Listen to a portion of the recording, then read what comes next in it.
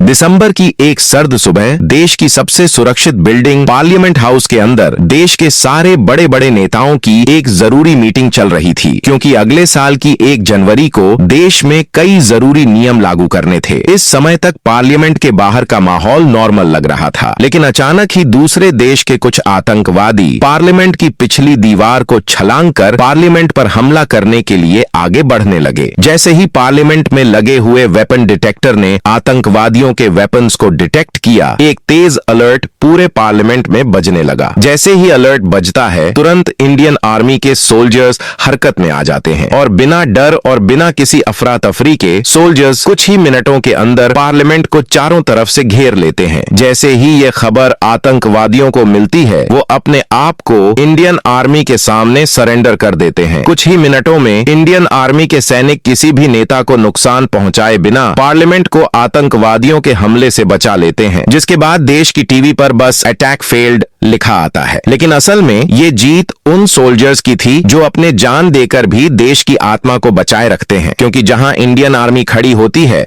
वहां आतंक खुद अपने आप सरेंडर कर देता है।